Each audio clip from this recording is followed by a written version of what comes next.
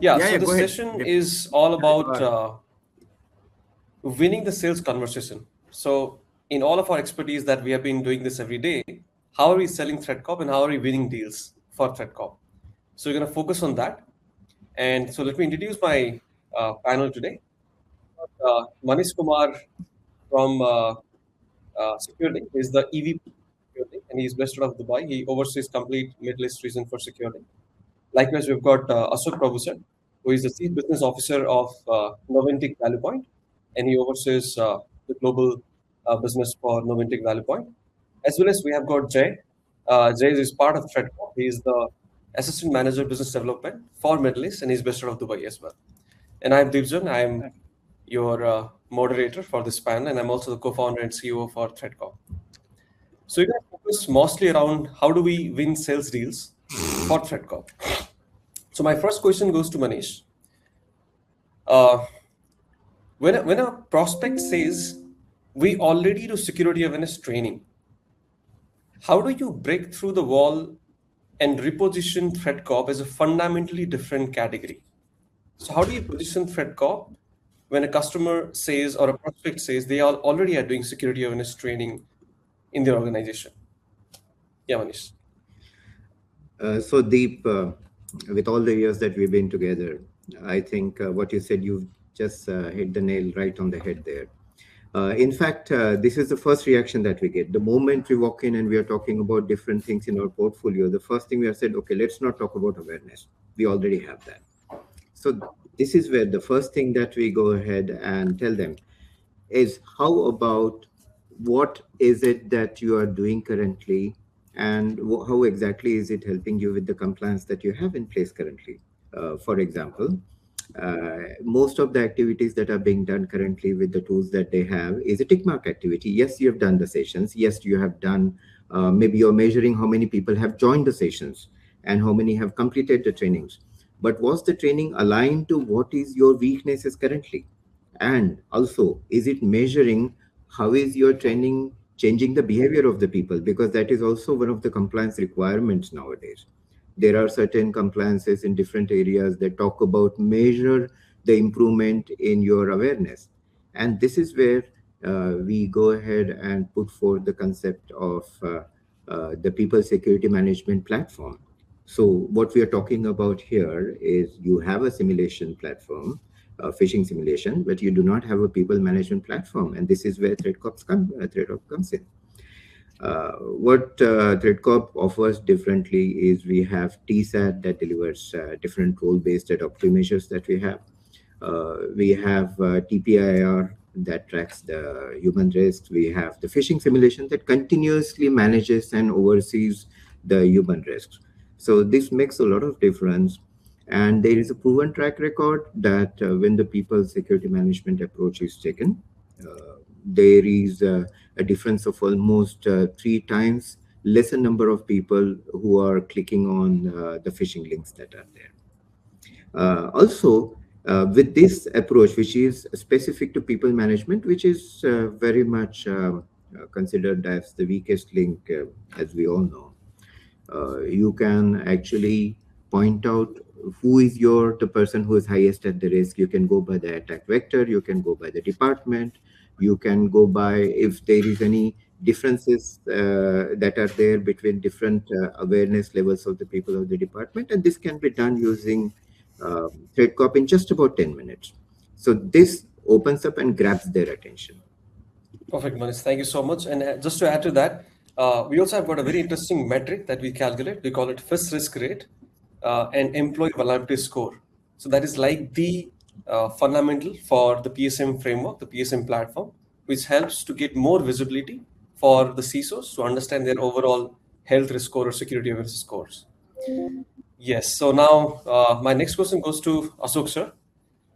How do you turn an existing Threatcop customer who only bought phishing simulation into a full PSM deployment?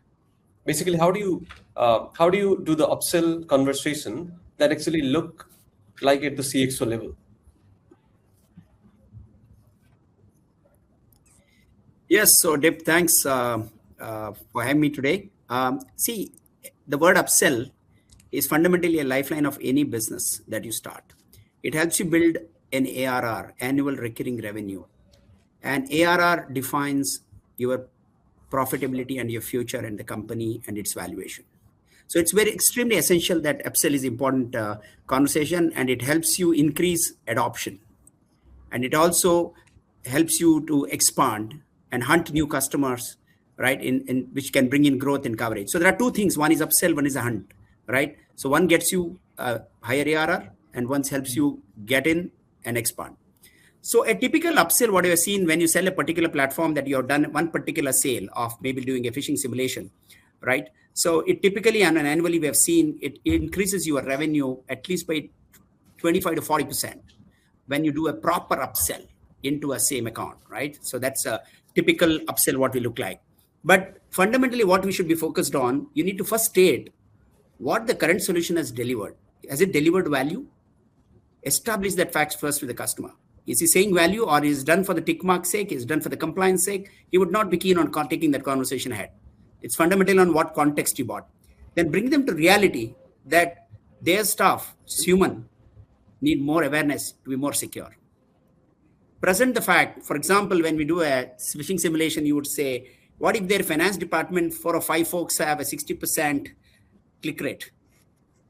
And if the same department gets an email and then he transfers lots of money to an unknown entity. A lot of situations we have come across where the bank accounts were changed, the mails have been received, and they were trying to, make those things. So it's important that what an impact kit can do with respect to a particular human error. Now, with respect to your question on upsell, you have got various modules, right? Now, when we look at the first piece that you have made, particularly when you made an assessment and then you found that this is where the challenge is something where you have done a human risk visibility. Now that is something in place. Now what next? You got to make that human more responsible. You got to make him a responsible citizen. You got to make him a responsible colleague. So what you do in the next journey is wherein you bring in to improve a skill, that you bring in that next set of business in terms of training that person. You got to empower that person, right? Then you also have in terms of making sure that necessary technology controls are also in place, right? So it's extremely important that your staff does not become part of any illegal activity or fall prey to any of the things which can bring down the image of the corporate, right? And also you need to empower, right? So visibility to board is extremely important, right? So if there are conversations, if you ask them what is the human risk value, so there are a lot of times I've seen there has been no answer, because most of the times at the board level, the board is looking at a quantification of their risk. It could be human risk quantification, right? That's something which they are looking at, right? So the other thing, what is a lot of people do not want headaches in terms of when you approach a management or an upsell, they don't want to manage a lot of stuff, right? Today, they want most of them as a managed service. So when you look at it from your modules like TPR and other things, which can really add value in terms of delivering a managed service, it really makes the life easier, right? So in a nutshell, in a conclusion, we need to make them more responsible. I think the mantra here is land and then expand, and then that can really increase the ARR as well as the land and expand. That's going to be mantra for all the sales guys we are on the call today. Yeah. And I think first, so the value that we have delivered so far, and then look into the opportunities that is there in the industry where other breaches has come in and deliver what the other breaches couldn't deliver. Yeah. So now my next question goes to Jay. Tell us about a specific moment in a demo of the platform, like phishing simulator or TSAT or DPIR, where something you showed a prospect visibly changed the energy in the room and accelerated the deal. Like, what exactly do you show? Okay. So there have been an ample number of moments that I have observed a change in the CISO's face, but there was one incident that will stay for a long time with me. So this was all about a person who was leading the information security division in one of the profound real estate company based out of UAE. So when he came with a mindset of having just one single campaign, which was just to tick box and just move on with one single campaign. And one odd day, he gave me a call. And he said, Jay, I'll show you one email. So there was a phishing email that landed in his inbox. And being an information security head, he was himself about to fall for it. Right. So when he forwarded that email and we saw that, he asked me that, what can we do? So there's a feature in Threatcop wherein which you import the live emails from your inbox and send it across as a phishing template to all the people, right? So when we used the same exact email with all sort of themes, brand guidelines, etc., you won't believe 68% of the people got phished for that particular email itself, which reminded the CISO that yes, running one campaign is not enough for the entire year. That's actually a continuous activity that needs to be done for the entire year, periodically, monthly, or let's say quarterly. Followed by that particular feature, since we also have a feature of showing it across that how many minutes did their employees spend while reading through the entire email before they click and submit the data.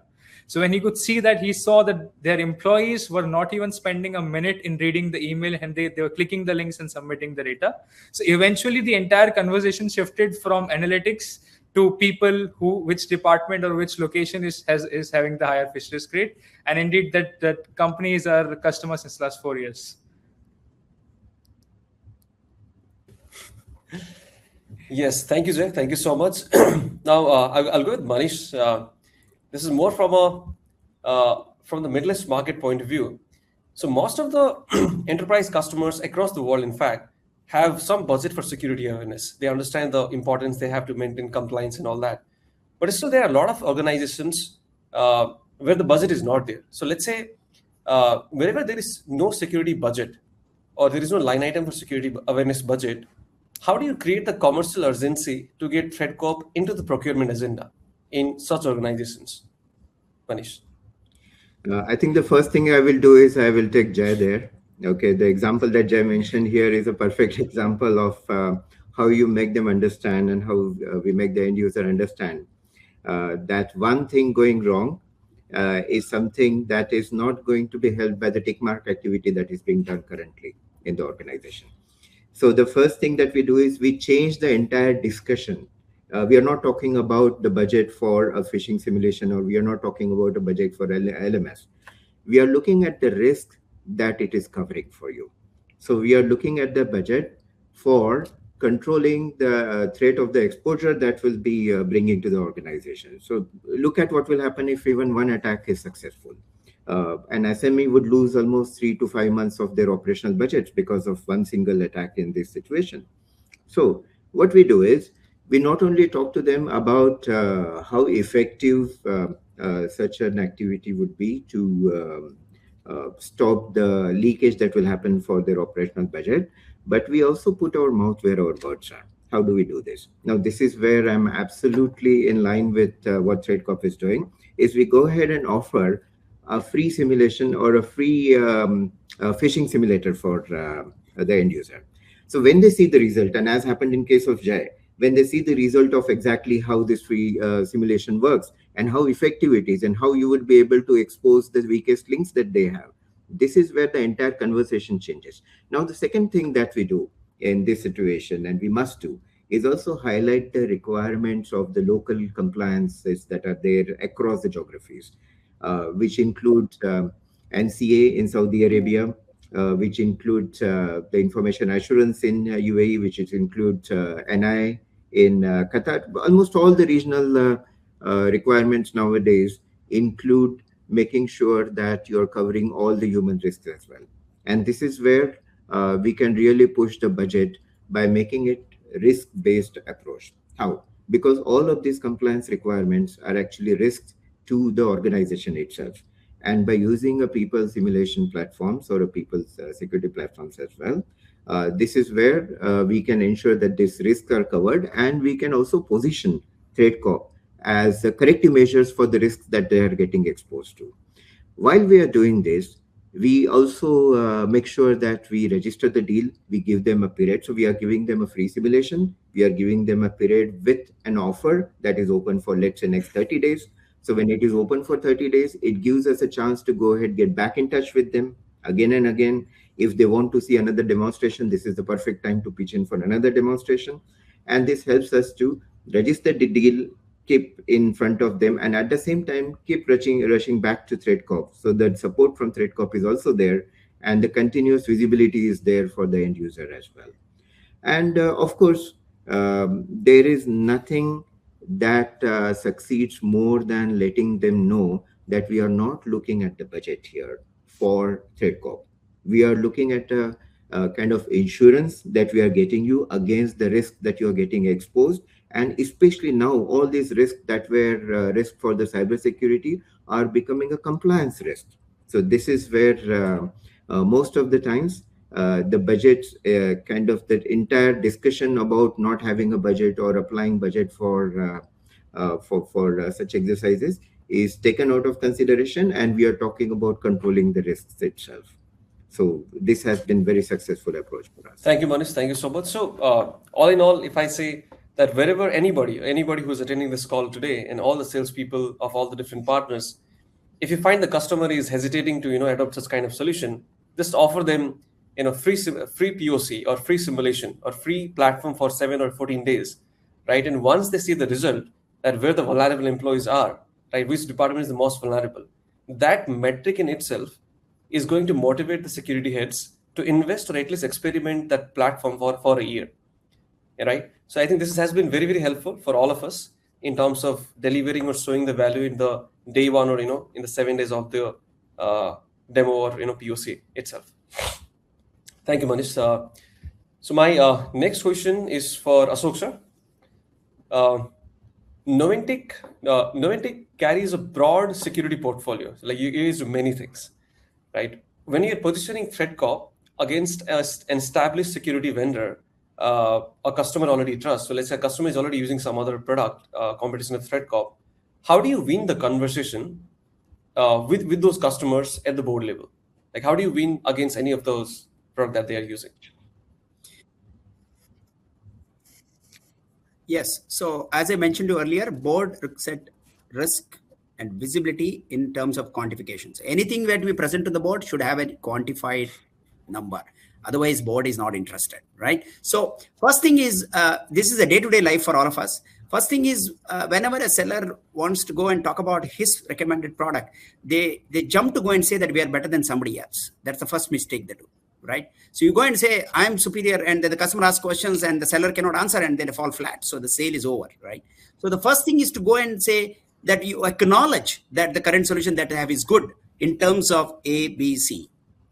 Then you need to bring in a gap into the new offering that you're talking. Look, there is a gap of this nature, and this is what we address. I'm not getting into the specifics here, but I'm just trying to tell you, you need to first acknowledge that is a great solution, what you have. It's good, it's doing this job, A, B, C. And then you just talk about the gap that bringing. Your knowledge on competition product should be 2x than your own product.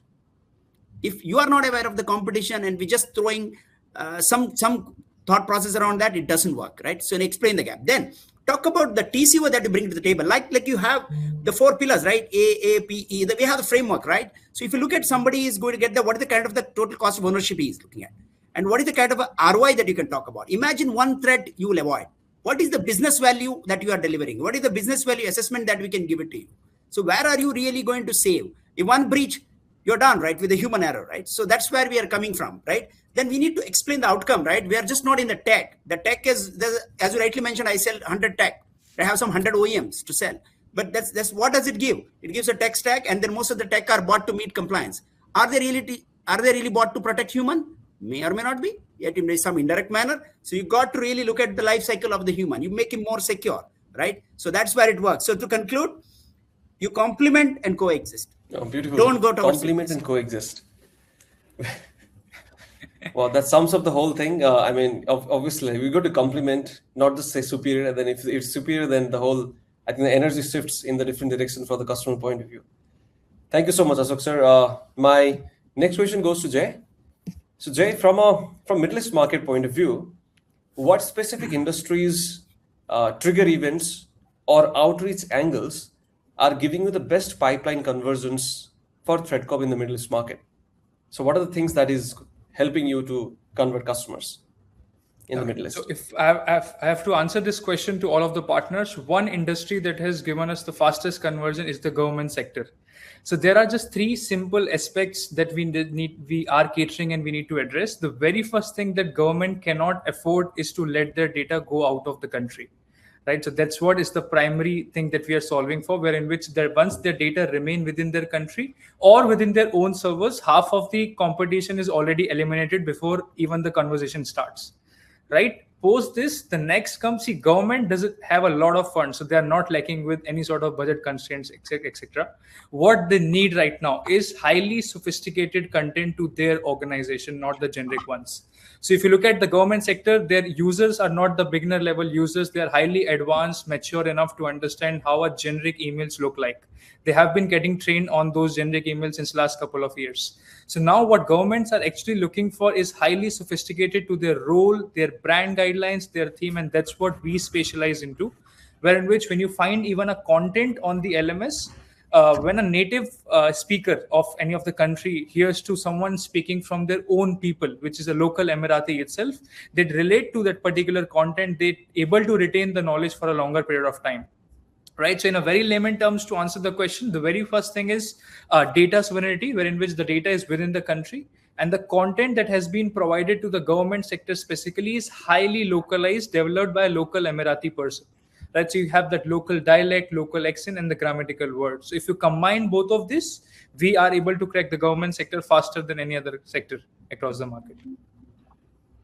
Sure. Thank you, Jay. Would you like to summarize that 3 points that is just say data localization, content? Data localization, content which is completely localized, and the templates that are being curated are highly localized to people, which is the department and the key responsibilities of the individuals working.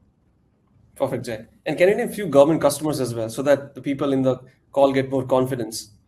Indeed. So right, starting from Abu Dhabi Police, we have Dubai Finance, we have Department of Community Development, even the Civil Aviation Authority of UAE is our customer. So even during the entire attack times, even CISO texted me that because of the simulation that they had run using Threatcop, they were able to save themselves from a lot of attacks coming in from the Iranian hackers over the people.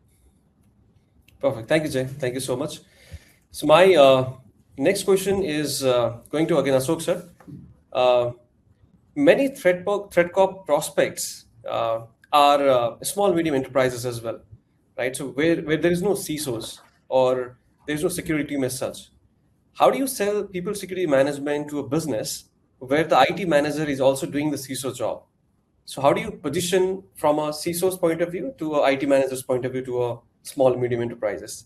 And this question, Manish, you can also pitch in after Ashok sir is done with this. Yeah. Yeah, great. So all of you know the industry pyramid, right? On the top, you will have enterprise, then you have mid-market, then you have commercial. So it depends on where you want to play, right? So now question coming back to the IT manager versus this, a lot of sellers love to sell it to IT managers because they are little more easily accessible, right? When you talk about a CISO, right? If you really compare the two profiles, right? Personas, one is always in the hunt for promotion, the IT manager, and the CISO is looking for an elevated next job, right?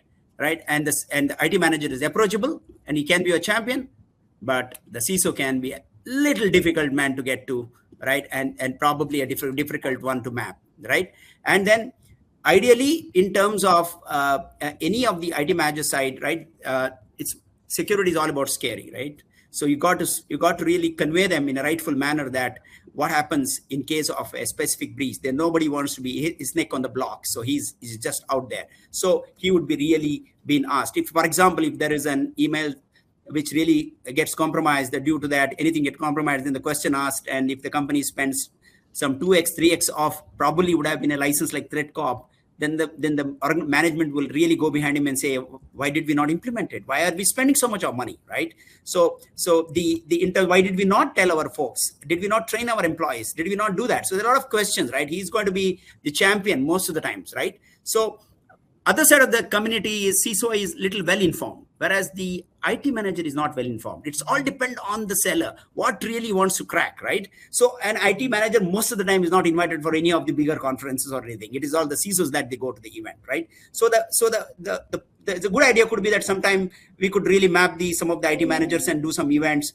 and then give them that kind of recognition in terms of what they've done, right? So they and the IT manager side, they do not like any complex deployment. He's not bothered about it. See, he wants something easy. Whereas you talk about a CISO, is a predominantly a large organization. He has got an IT setup, What he will do, okay, I don't mind, even if it's complex, I got a tons of engineers, I got brilliant people, I've got this set of engineers I can manage. So when it comes back to the IT manager style, it's a mid-market, most of the areas where he's managing security, he likes your managed services stack. So it's very important that we need to position, say that, look, your headache is mine. So I'll manage this entire thing for you in terms of human security, right? I will take care of it. But you don't have to build anything, and yet we remain cost competitive, right? So that's where that particular things will resonate well, right? So most of the time, what happens, one caution, when you are in this mode of selling to IT manager, your customer identification and the vertical focus becomes very key.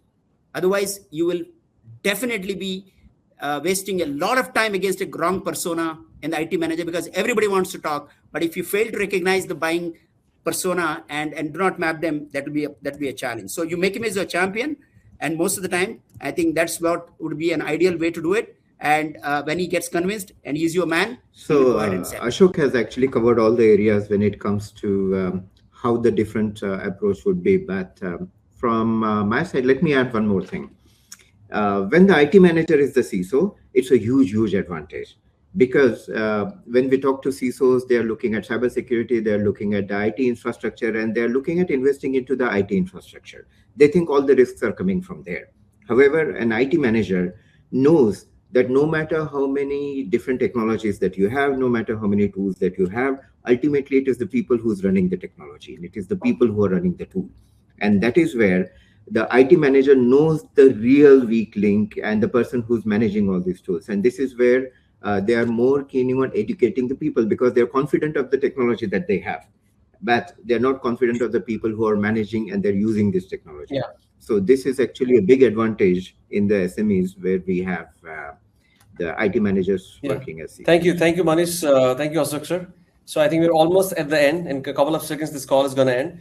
So to summarize, what you're saying is make the IT manager the hero, the champion of the whole show, right? So I think that's how if we get an approach, we can sell more to IT managers.